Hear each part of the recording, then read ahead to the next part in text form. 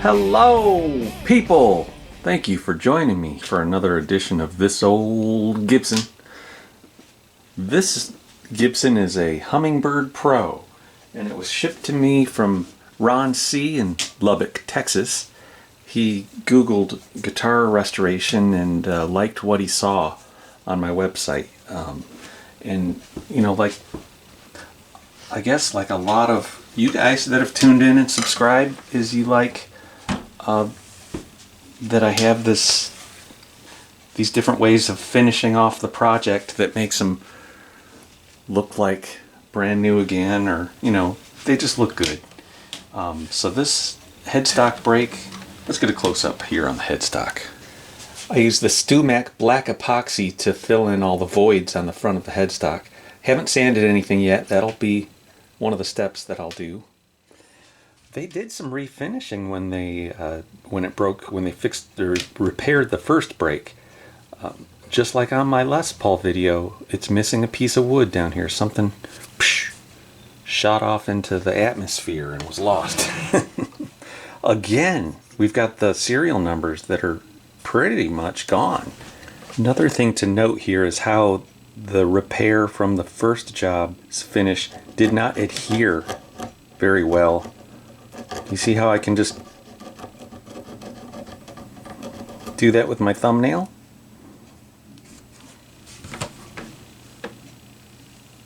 There's such a thing as incompatible finishes, guys, and this is all going to get sanded off, but that's something to be mindful of when you're putting a new finish over an old finish, is that you have to sand the existing to a certain point to get a mechanical bond. If you're not sure what that is, or if it's a polyester finish, we know on this one it was a nitrocellulose finish, so they must have used a non-nitro top coat or something. Either way, it did not melt into the existing coat.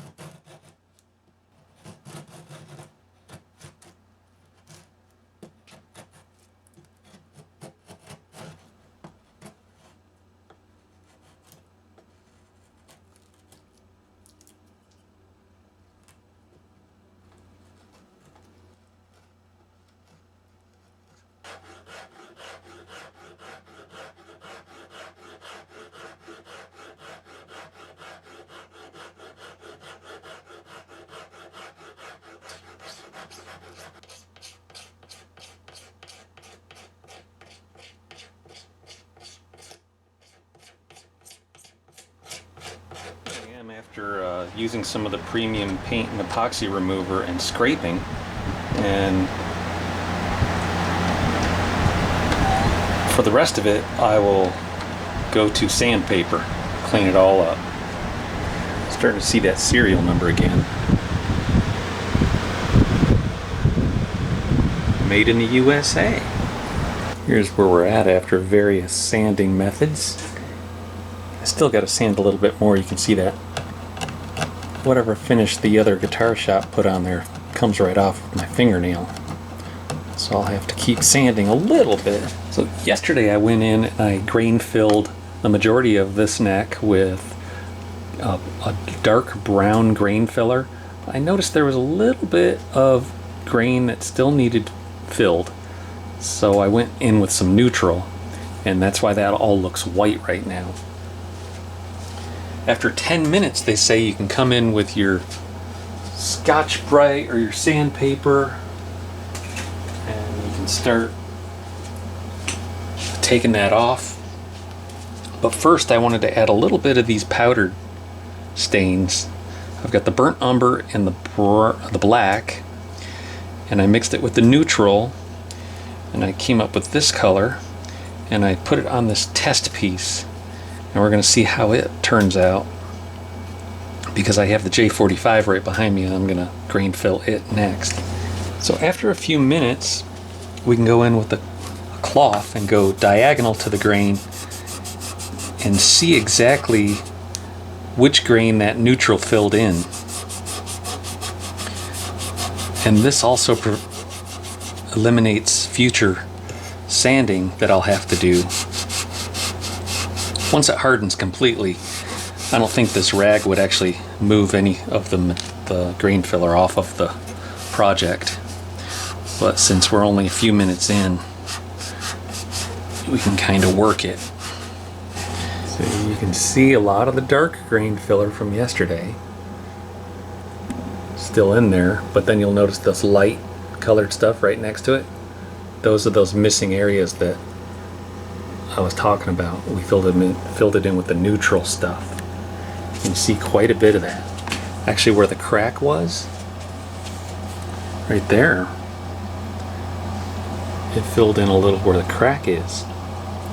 And that's good to fill in right now, because if that wasn't filled in with the neutral, the lacquer would sink down into that crack and make it more obvious when the project is finished.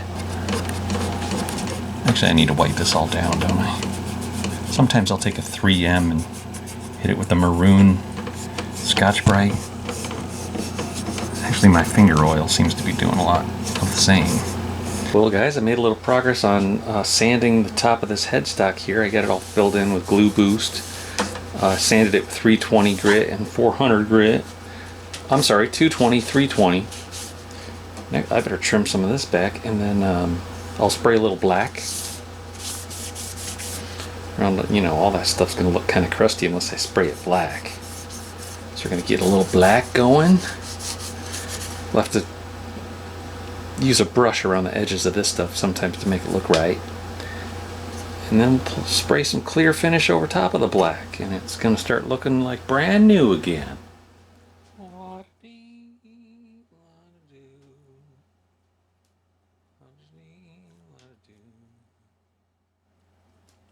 Had some decent weather the other day, so I fired up my Stumac airbrush outfit through my compressor. I had about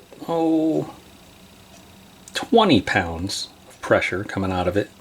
Sprayed this on. This binding was taped off, and after spraying the brown, I peeled it off and took a razor blade and really cleaned up that edge, both sides. And the grain fill wasn't as great as I hoped. So I was hoping to maybe do 9 coats of clear, and looking at the way the grain is there, I haven't done anything on the headstock yet. I'm gonna, next time you see this, it'll be sprayed black. But after I do 9 coats of clear, if I don't see that grain go away with some sanding in between, what I usually do is 3 coats, and I'll come out the next day and I'll sand it with 320 grit, do another 3 coats, and repeat for about 3 or 4 days. So I was hoping that 9 coats would cover all the grain fill, but seeing how it's looking, I wouldn't be surprised if I have to do 12 or maybe even 15 coats.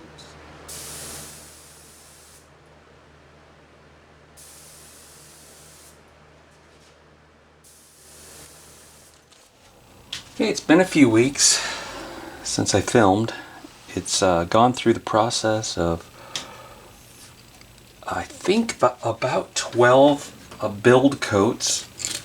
And my build coats are about 60% lacquer, 40% thinner. I got a little tape on here. I was going to try to get it off. It's pretty lacquered in there, I guess. So after the build coats, I bring it back inside and I wet sand it with 600 grit. You got to be real careful when you take the tape off after a few weeks. It could have a good layer of lacquer, and you could end up peeling off lacquer that you don't want to peel off. So it's good to kind of come around and score the tape on the edge like that. That was a piece of masking tape. So after the wet sanding, the 600 grit, go back out and I did one quick flash coat of lacquer. And a flash coat of lacquer is, say, 1 part lacquer, 2 parts lacquer thinner, and 2 parts lacquer retarder. So it's a very thin viscosity lacquer, and you spray it on pretty thick so that it's, you know, really a glossy, you know, not a powdery or a mist coat. You lay it on heavy, so it's a thick coat of a thin viscosity lacquer. Hope that explains what a flash coat is. The money part of this job is, of course, the back part that has the splines built in now, and I really like that. If you look hard enough, you can see the splines. So it's not that I wanted to completely hide or mask or disguise my repair work. We want it to look good. We want to see that there was a repair done, that it was done well. And so the next step is go back out to the buffer, and we'll buff this to a nice shiny gloss finish. I also prepped the top. I did a whole flash coat thing on the top, and I'm working on reattaching his pick guard after that. So in a few days I'll buff it and I'll report back then. Well, I'm really happy with it. The one thing I did forget though is after I wet sanded with the 600 grit, I usually like to go over it with one of these Scotch-Brite pads, but I forgot. I was just doing a couple other guitars, and I remembered, I think that I skipped that step. It's not crucial, but I like to do it because it just helps that the final lacquer go on a little bit smoother. So here's the final product, and I don't know what it sounded like before, but it sure sounds good now. And I like this wide fretboard. I didn't measure it at the nut exactly, but it feels a little bit wider than my acoustic. Mine's an L00 though, it's a very small guitar. Let's give this a listen.